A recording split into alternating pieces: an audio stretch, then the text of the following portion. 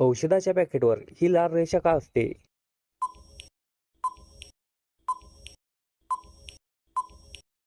कारण की मित्रांनो, ही लाल रेषा कायद्याने अनिवार्य आहे.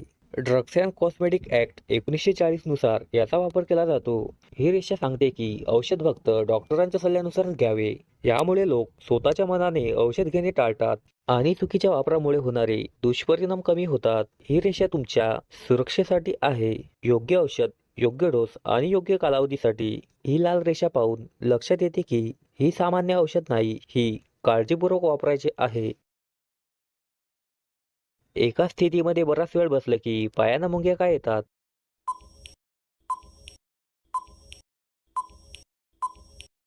कारण की मित्रांनो, एका स्थितीवर बसल्यावर पायाच्या नसांवर आणि रक्तवाहिन्यांवर दाब येतो. यामुळे रक्तप्रवाह आणि मज्जासंस्थांमध्ये तात्पुरता अडथळा निर्माण होतो. पहिले कारण म्हणजे दाब निर्माण होतो. पाय दुमडून बसल्यावर किंवा एका स्थितीमध्ये जास्त वेळ बसल्यावर मज्जातंतू आणि रक्तवाहिन्यांवर दाब येतो.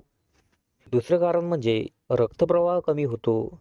दाबामुळे त्या भागात जाणारा रक्तप्रवाह कमी होतो. त्यामुळे ऑक्सिजन आणि पोषक घटक योग्यरित्या पोहोचत नाहीत. तिसरे कारण म्हणजे मज्जासंवेदनावर परिणाम होतो. रक्तपुरवठा कमी झाल्याने मज्जातंतूचे संदेश मेंदूपर्यंत योग्यरित्या पोहोचत नाहीत. त्यामुळे मुंग्या येतात. आणि चौथे कारण म्हणजे स्थिती बदलताच आराम मिळतो. आपण पायाची स्थिती बदलली की दाब कमी होतो आणि रक्तप्रवाह पूर्वीसारखा चालू होतो आणि नसांचे संदेश पुन्हा सामान्य होतात. त्यामुळे मुंग्या नाहीशा होतात.